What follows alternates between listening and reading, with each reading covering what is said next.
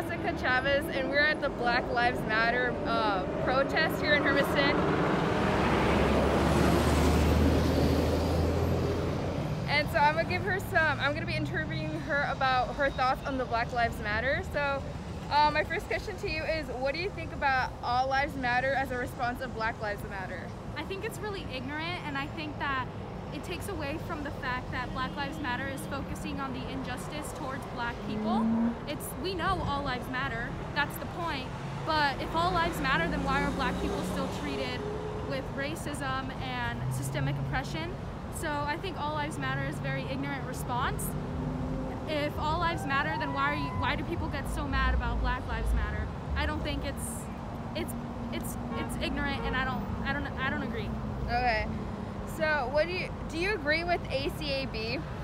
Well, that's a tough question, but I kind of come to realize that all cops are Bs until they prove that they're not. And I've had a lot of people tell me, well, then don't call the cops when you're in trouble. But it's their job to protect us, so why are they harming us? ACAB until they prove that they're not.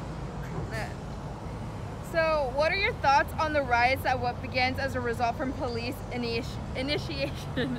I think it's really crazy how people are focusing more on that instead of the message of the protest. The protest started peacefully, but the police began to tear gas the peaceful protesters, and how do they expect peace if they're gonna fight with violence? If they're gonna fight with violence, then they better expect it back. Yeah, right. I do think that there is a limit to what is okay and what's not. Like burning down local shops, people who work their whole lives, is really upsetting to me. But this is how people have began to notice, and this is how change happens. For example, the Rodney King riots. After those riots, there was police reform in LA. Women can vote. Wars have started. American Revolution, the Civil War. Nothing happens without violence, if you think about it. Because history has shown us again and again that in order to be taken seriously, you need to fight. And if you're fighting with peace, no one's gonna listen, and it's gonna be overlooked. Okay. So what encouraged you to attend this protest? Well, my cousin and my friend began it right here in Lake.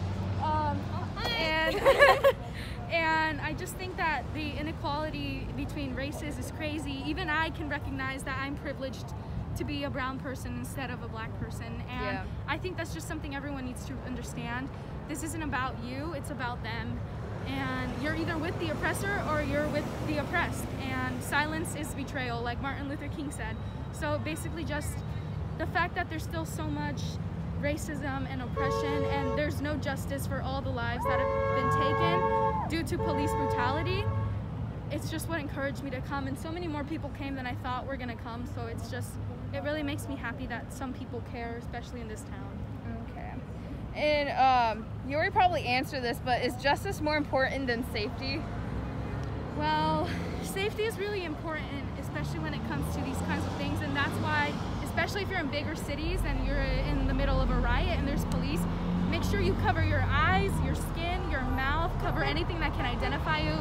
Try to keep yourself as safe as possible, but as long as we're all fighting for the same cause, they can't keep us all down. They can't arrest us all. Right. So, like I said, violence is really the only way to be heard, and it's the only way that change happens. So justice is a little bit more important than your safety, as long as you take the precautions to stay as safe as you can and aren't harming others. So as like a young Hispanic girl that you are, how is this affecting you with what's happening with Black Lives Matter? Like, it affects me because I feel like since I was young, I was never really taught about racism towards black people, and I never understood why people were always so racist towards people because of their skin color. So this affects me because I feel like my mom is listening more, and I feel the older generation, the generation before us, doesn't really care about this. They take it as a joke.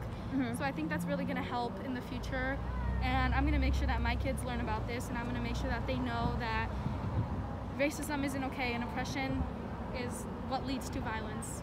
Okay, well, yeah, well, thank you, Jessica, so much for letting me interview you during this huge protest. Okay, bye, guys.